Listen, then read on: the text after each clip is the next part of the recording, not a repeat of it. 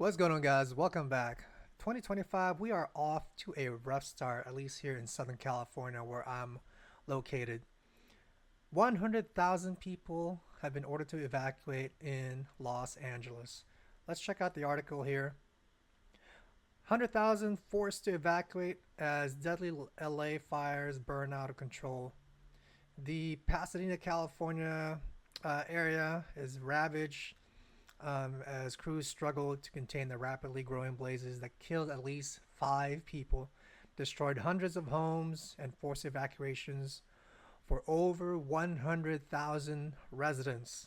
100,000. That is a scale and magnitude that I haven't seen in my life, at least in the last 25 years that I've been here in Southern California, guys. So this is on a scale and magnitude that I have not seen in my lifetime.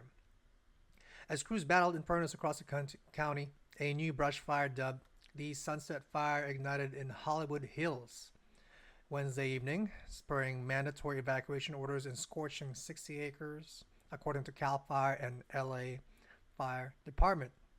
Meanwhile, the Palisades fire grew to 17,000 acres late Wednesday, and President Joe Biden approved a major disaster declaration on Wednesday, and Governor Gavin Newsom declared a state of emergency. We are struggling to control the fires, and 0%, most of them are not contained, 0% contained. Winds were expected to ease overnight Wednesday, but forecasters warned conditions will remain critical through at least Thursday. Let's check out some of the videos that I've seen online and see what it's like on the floor and on the ground. Wind gusts as high as 99 miles per hour fueled new destructive wildfires in the Los Angeles area overnight. You can see how the extreme winds had embers racing through this neighborhood. Look at those embers. Oh my gosh. Just look at those embers. That's how they spread so fast. The wind blowing 100 miles an hour. Imagine you're driving on the freeway 100 miles on the freeway. That's how fast these embers are flying, or the winds at least, and they're carrying the embers and just spreading all over the place. So LA is on fire for sure. Pacific Palisades. Homes and businesses burned to the ground as tens of thousands of people scrambled to evacuate, many abandoning their cars. You've got people right there. Is that a homeowner that's trying to leave? Is this your house? Yeah. Which is your house? Yeah, this is our house. Backyard's on fire. I'm out of here. Jesus, I mean, imagine, God, I don't even know what to say, to be honest. It's just terrible, man. It's just terrible. Oh my gosh. So what happened? Is there anything we can do to help you, sir? You can take these paintings, I guess. I can't ride with these. Listen, I'll take them for you. I work at NBC. Thank you. I'll make sure you get them. But we've got these. We've got these from you. You come and find them for me at NBC. But again, so here you see. Taking my bike out. See you guys. Okay, someone leaving. He just told me, this gentleman, that his home is on fire. His backyard's on fire. Imagine just you only had a couple hours to evacuate, and you had to decide then and there, what do you bring with you, and in the desperation and where you can save. I mean, just paintings is all you got left, and I can't imagine what these guys are going through.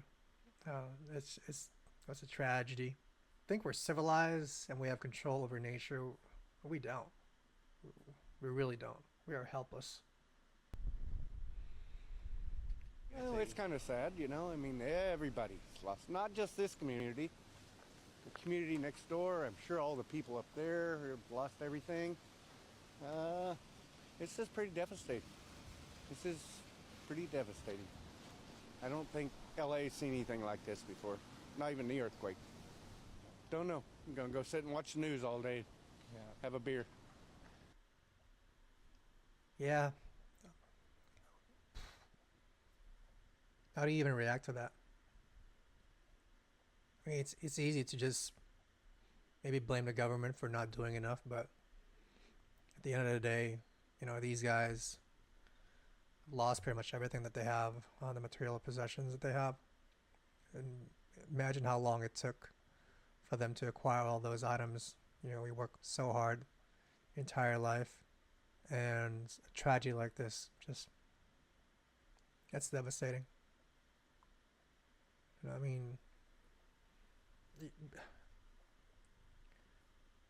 I suppose you should be grateful that if you make it out alive, that you know you're okay, and really that's what matters, right? If your family and yourself are physically fine, then you know that's really what matters the most. But just imagine working so hard your entire life, and then you lose everything through a fire like this. How much would you say that you've lost? Everything. I got my car, whatever's in my car. So, don't know. I hope the feral cat's okay. All the animals too. Gosh, imagine pets left behind, the wildlife. Yeah, that's just crazy.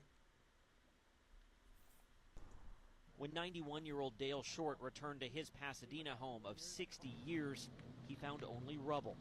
It was a house we watched burn just hours earlier as the hurricane-force wind gusts made the fire unfightable.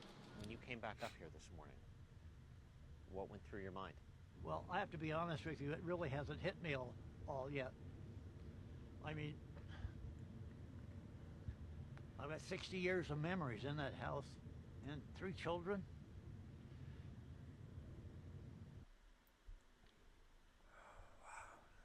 60 years. I mean, I get sentimental with my stuff. I mean, I don't have a lot of things, but you know, there's some things that I care for. You know, gifts that were given to me, photo albums, it's physical stuff that, you know, you just collect throughout your life. And again, I don't have that many of it, but you know, there are some things that hold a lot of sentimental value that you collect throughout your life. Just imagine losing all of that. And this is what this gentleman is going through right now. Yeah. Now it's hitting me. Our worst fear happened, so that's all right. We're survivors. We'll get through it. We'll build another home. But we lost all our things. Partners, all our photographs, and all my grandpa's antique chest and all that kind of stuff. You know, we've always missed fires, just like the one we had in early December. The winds were blowing towards this house, and then the wind shifted. We said, well, we got through another fire season, but this is the only fire season I've seen in Malibu that had two fires in one season. Now the Palisades neighborhood, I think, is a well-off neighborhood, and financially, probably a lot of them will be okay, but it still doesn't. You lose your home. Just imagine losing your home that you've built so hard to just. Not only that, all the jobs, you know, the businesses that burned down. Everyone, you know, you lose your job, you lose your freaking home, you lose your community. What do you do? What do you even do? Pack up and go to another state?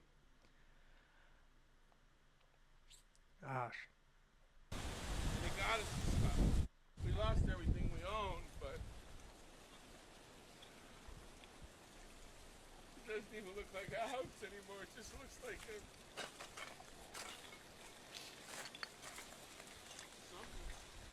You know, it's really scary when you can see the flames coming up over the houses 2 blocks away, and you're just getting out of the driveway, and the smoke and the ash is so thick you can't even see.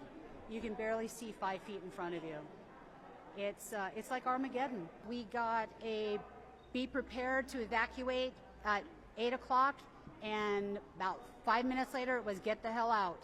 Do not wait, do not pass go, do not collect $200. You barely have enough time to just gather your belongings. Like, what do you even prioritize, right? Obviously, friends and, you know, family and pets.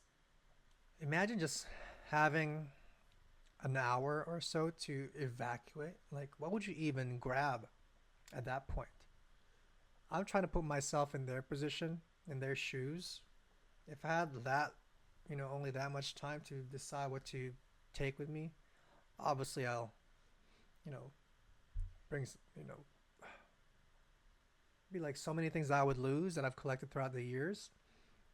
And as I mentioned, I don't have a lot of stuff, but if I were to lose everything, stuff that I bought throughout the years, my bed, freaking mattress, couch, TV,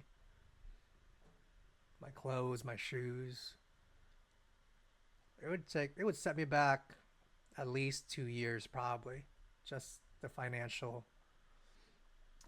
damage that it will cause me from the material things that I've lost. If I try to recoup that, it will take me at least a couple of years probably to recoup all of that.